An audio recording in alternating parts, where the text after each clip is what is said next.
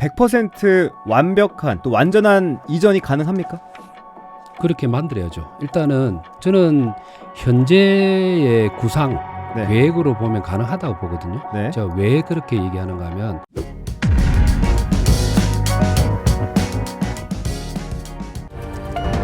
자, 한 달에 한번 지역 경제 현안을 짚어보고 있는데 이 부산시 이성건 경제부시장과 함께하고 있습니다. 첫 번째로는 동백패스 얘기를 해봤고 이번에는 2차 전지 배터리 생산 기지 그래서 미래 먹거리까지 함께 짚어보고 있습니다.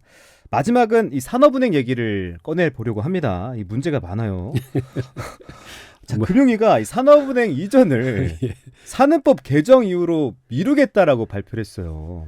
당초 금융위 김주현 위원장은 법 개정과 별개로 이전 계획안 승인 등 부산 이전과 관련한 행정 절차를 연내 마무리한다고 방침을 내렸었고 또 부시장님도 이거는 100% 가능하다라고 하셨는데 입장이 바뀐 이유가 뭡니까? 다시 저희가 또 한번 그 취지를 확인을 해봤어요. 네. 왜 그게 그런 거예요? 산업은행법이 개정이 되지 않으면 이전 계획을 수립 안 하겠다라는 취지가 아니었다는 겁니다. 그럼 뭐예요? 아니고 네. 이런 거죠. 지금 이전에도 방송에서 여러 차례 얘기했습니다만 산업은행이 부산으로 이전해 오기 위해서는 네. 두 가지의 전제 조건이 필요합니다. 하나는 행정적인 절차로서 산업은행을 이전 공공기관으로 지정해서 고시하는 게 필요하고 1단계 행정에서 2단계 행정 2단계는 거기에 따라서 이전 계획을 수립해서 그 계획을 또 고시를 해야 됩니다. 행정적인 절차에 의결을 거치고 난 다음에 지금 1단계는 끝났고 행정 2단계에 들어가서 네. 이전 계획을 수립하고 있거든요. 네.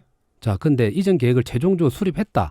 그래서 고시까지 했다고 치더라도 문제가 발생하는 게 뭔가 하면은 국회에서 법을 안 바꿔주면 행정부가 세운 계획은 아무 의미가 없습니다. 집행이 불가능합니다.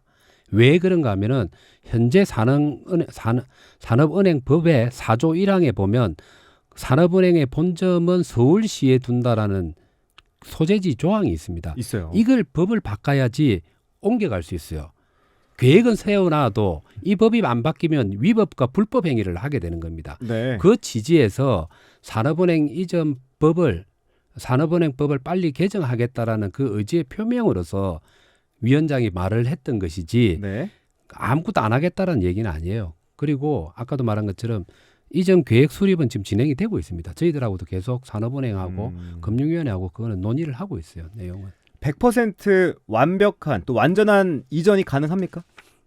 그렇게 만들어야죠. 일단은 저는 현재의 구상 네. 계획으로 보면 가능하다고 보거든요. 네. 제가 왜 그렇게 얘기하는가 하면 산업은행이 자체적으로 이전은 해야 된다고 결정을 하고 그다음에 이전을 하기 위해서 어느 규모로 어떤 기능들이 부산으로 가야 되는지에 대해서 3일 PwC라는 글로벌 3일 회계법인과 글로벌 회사가 조인한 컨설팅 회사에다가 용역을 맡겼고 그렇죠. 그 결과로 두 가지 안을 제안을 했습니다. 하나는 뭔가 하면 지역 성장 중심형 이전이라고 해서 지역 성장을 시킬 수 있도록 본점의 대부분의 기능을 다 부산으로 가야 된다. 이렇게 한 안이 있었고요. 그다음에 금융 수요 중심형 이전이라고 해서 수요만큼만 가면 된다. 그래서 절반 정도 이전하는 두 가지 안을 제안을 하면서 그 컨설팅 회사가 최종적으로 결론을 낸 건 지역 성장 중심형으로 이전해야 된다고 그렇죠. 제안을 했습니다. 네.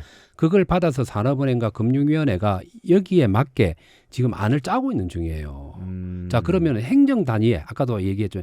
행정 단위에서는 부산은 다 가겠다라고 지금 결정을 내놓고 있다니까. 그러니까요. 방향을 그렇게 잡고 있어요. 그런데 법이 통과 안 되면 한 발짝도 못 움직입니다. 그래서 국회가 지금 막고 있는 거예요. 안타깝게도. 네. 그러니까 저는 이게 안타까운 게 수도권 이 민주당 의원 탓만 하면서 시간을 보낼 수는 없잖아요. 그렇죠. 그런데 시 또 지역 정치권 상공계에서는 또 할 수 있는 게 없습니까? 압박을 해야 되는 건지 압박도 하고요. 어떻게 해야 돼요? 어떻게 해야 돼요? 압박도 이거? 하고 구슬러기도 하고 지금 다 하고 있습니다. 그래서 그래요? 예, 올해 상반기에 이미 부산시가 제안을 해서 그 산업은행 이전 그 전담 TF를 만들었습니다. 그래서 부산시장님 저 이렇게 시에 들어가 있고 양당의 국회의원들이 많이 들어와 있어요. 민주당은 3명의 국회의원이 계시잖아요. 네. 3명 다 들어와 있습니다. 국힘은 15명 중에서 네. 그 법안과 관련이나 소재지와 관련된 의원 중심으로 해서 5명이 다 들어와 있고요. 그다음에 상공회의소 네. 회장님 들어와 있고요. 중소기업 중앙회 불경 본부장 다 다 들어와 있고요. 어. 시민단체 지금 3개 들어와 있어요. 그래서 지금까지 지금 2차 회의까지 해서 전략까지도 마련했고 직접적으로 제가 직접 그 법안을 다루는 산업은행법을 다루는 정무위원회에서 회의를 해야 될 거 아닙니까? 해야죠. 법안을 통과시켜야 되잖아요. 통과시키기 전에 법안심사 소위원회라는 게 있습니다. 거기서 1차 논의를 거쳐야 되는데 소위위원장이 민주당 의원이에요. 네. 제가 찾아가서 면담까지 다 했습니다. 네. 근데 안 근데 되네요. 논의를 지금 할 수가 없다라고 얘기하는 거예요. 설마 그 이유가 총선 때문에 그렇습니까? 뭐 말은 그렇게는 표현 안 하는데 네. 이게 행정부가 일방적으로 진행해서는 안 된다부터 시작해서 뭐 여러 가지 이유를 대요. 산업은행의 태도가 적절하지 않은 면이 있었다 이런 얘기를 해요. 그래서 제가 이제 부탁을 드렸던 건 뭔가 하면 국회라는 것은 다양한 의견을 가진 국민들의 목소리, 다양한 이해관계를 가진 집단들을 그 이해관계를 녹여서 토론하고 결론을 내주는 데가 국회인데 그렇죠. 국회가 그 논의를 안 하고 다른 사람 핑계를 대면은 왜 국회가 존재합니까? 그다음에 법안이 지금 4개가 발의돼 있어요. 산업은행법 법안을 4개가 발의돼 있는데 하나는 국민의 의원이 발의했고 3개는 무려 민주당 국회의원들이 발의한 법안입니다. 네. 근데 법안심사 소위원장 민주당이죠. 네. 정무위원장 민주당이죠. 아니 국회 의석의 절대 다수가 민주당인데 절대 다수. 법안 발의는 절대 다수가 민주당이 해놨는데 네. 그 당에서 소속 의원들이 발의한 법안을 왜 심의 안 합니까? 아주 답답해요. 그래서 네. 한 2-30분 면담하고 나왔죠.